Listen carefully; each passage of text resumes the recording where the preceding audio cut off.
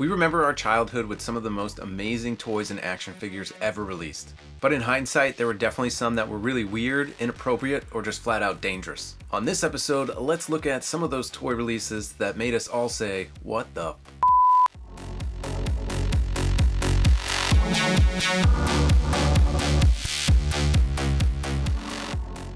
Welcome back, it's Thomas, and on this episode we are looking at those strange toy and action figure releases that probably shouldn't have made it past production.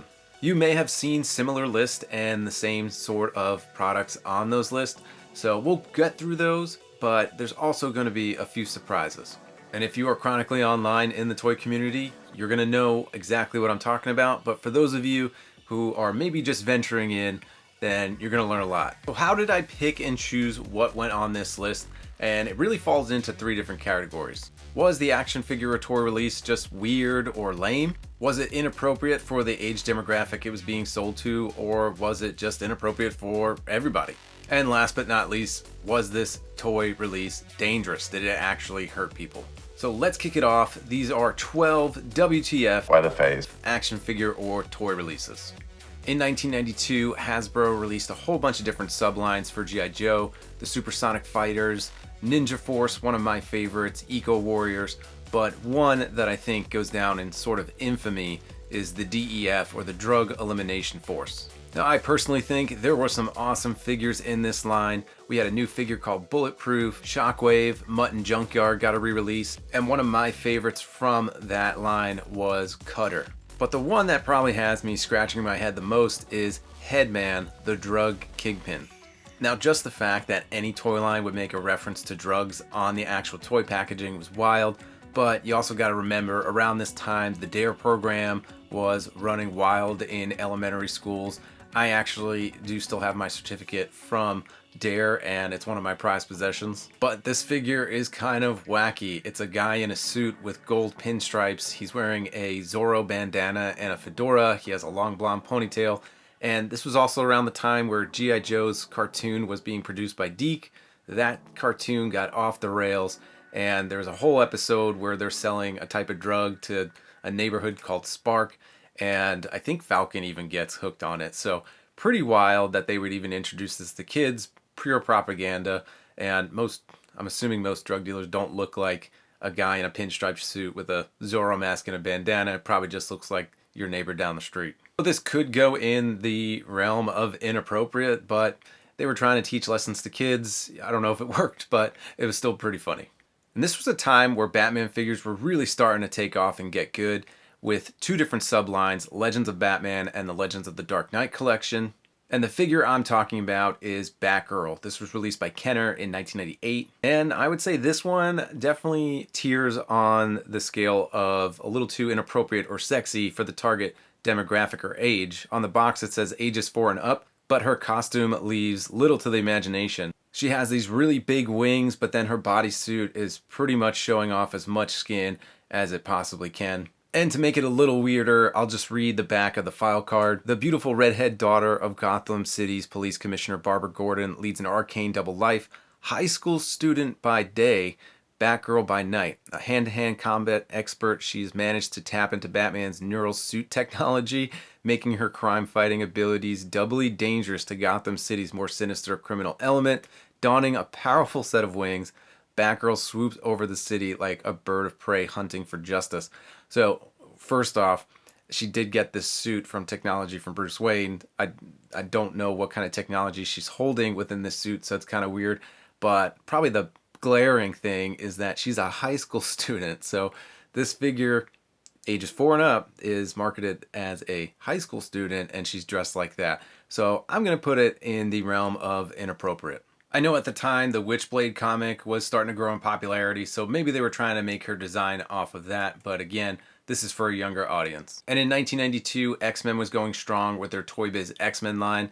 Unfortunately, I'm going to have to put Banshee on the list for lame. He had limited articulation because his arms only moved up and down to hold his wings, but then he also had a whistle on his back to kind of emulate his superpower. I get what they were going for, but this was always the last in my arsenal of X-Men figures to play with. And for that, he's got to be on the lame bucket. Picking on Toy Biz again, for the X-Men 2000 movie, they released a Mystique figure where the Mystique figure actually was pretty good, but came with a really weird item. And that was this rubber overlay of Wolverine that she could put on to transform into Wolverine. It looked off. It just looked like a figure in a Wolverine skin suit. So I get what they were trying to go for. I don't think they stuck the landing, but it was just this weird, baggy, rubbery suit. So take that rubbery suit out of the package. It's probably a good Mystique toy, but other than that, it was still kind of strange.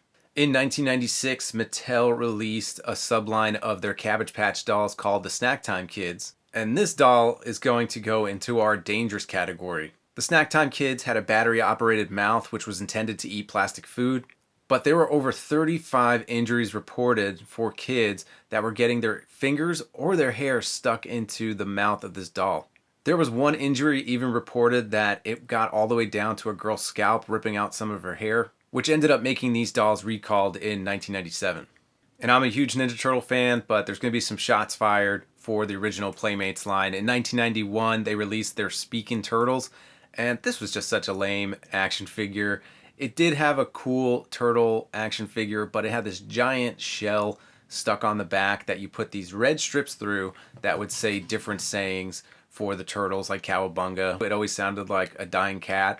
I thought these were lame. I never actually played with them. I lost those red voice activation strips as soon as I got the figure. So for that, they're going in the lame category. Todd McFarlane made a comment a couple years ago that said nobody wanted to buy girl action figures, which is incredibly untrue. There's so many girl characters we still need in so many different lines, but this might be a little true back in the day. In 1986, a Real Ghostbusters line was going strong and had a subline called Haunted Humans. And they did a policeman, a construction worker, a postal worker, a football player, but there was also a grandma called the Granny Gross Ghost. I don't know about you, but when I was a kid, the last thing I wanted to play with was a grandma, so this one unfortunately got allocated to the bottom of my toy box. To the figure's credit, it had some fun action features when you activated them. Eyes bugged out. It had a third eye that came up from the top of the head. It is kind of a cool figure, but back in the day, I thought this was super lame. In 1999, Jakks Pacific went wild with their wrestling toys, and there was a WTF action figure line that I always thought was super wacky and strange, and that was the Maximum Sweat. These were highly stylized figures of wrestlers, and you would put this liquid in the back and they would start sweating from their pores. So I don't know how many kids actually played with this. My brother was the wrestling collector. I think he might have had one of these. So for a wacky subline, it's fine, but overall, it was still a strange concept and not exactly something I'd want to play with. So I'm going to put this in the realm of weird or strange or lame. Sticking with Jakks Pacific, they also did a line of Rocky figures, and these figures are actually pretty well loved throughout toy collectors, and they did a great job. But one strange release that they did was packaging an accessory as a full action figure release, and this has to go to the meat. That's right, they just sold the meat that Rocky pounds in the first Rocky movie as its own action figure release, which is kind of weird because Jakks Pacific did amazing accessory sets for WWE at the time. Why wouldn't they just package this meat in another accessory set? So kind of strange, weird. I think if that came out now, collectors would be really pissed because that is not an action figure release at all. So the meat has to be one of the lamest releases ever. This next one is on most people's WTF action figure or toy releases, and that goes to the Toy Biz Shapeshifter line from 1999's Punisher. Now, at first glance, this is a Punisher figure that transforms into a gun. That seems right on brand for who the Punisher is. However, there is a weird transformation that happens that I don't know how it made it past production or the sniff test. When you fold this Punisher up into a certain way, he is the action figure form, but then the gun is strategically located on his crotch and you can fire the missiles. So don't know what they were thinking. Again, you're probably going to see this one on lots of lists. It's gone down in infamy in Marvel action figure history, and for that it has to go on the list of inappropriate because they knew what they were doing. This next one is a doozy because how the hell did this one make it past production and onto toy shelves? And that goes to the Indiana Jones action figure line from Hasbro in 2003. And I'm a big fan of Hasbro's latest adventure series. I wish it would have continued, and I wish they would have given us some of the villains. However, there's some iconography that I never want on my shelf.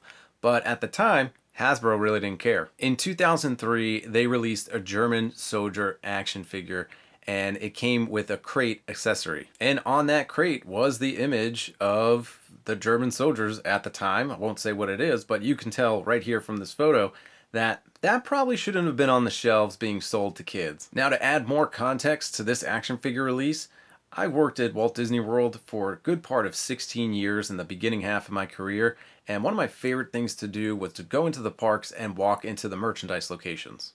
I remember seeing this on shelf at Disney's Hollywood Studios, at the time MGM, at the Indiana Jones Stunt Spectacular show in the gift shop.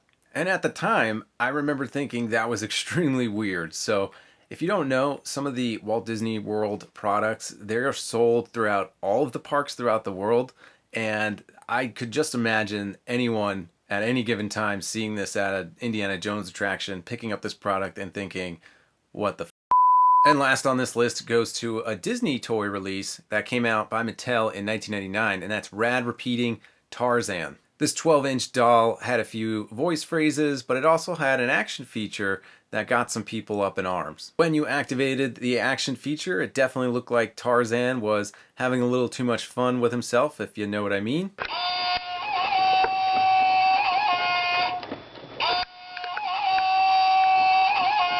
With that being said, parents were not happy. I personally remember this figure because my mom was notorious for going out and finding products that had some controversy, thinking they were going to be pulled from shelves, and if she bought a few, they'd be worth a lot of money in the future. Fast forward, it did not put us through college. She also did that with the Little Mermaid VHS tape that had a little phallic symbol on it. It was just funny to see that that was the mindset. Let's go get some of these products, hoping they're worth money. But this one was definitely weird and has to make it to this WTF list. All right, everybody, that is my list of WTF toy and action figure releases. What do you think? What were some that you can think of not on this list that should have been on this list? And we could probably do a whole list of banned toys. So let me know down in the comments. And until the next episode, we'll catch you next time.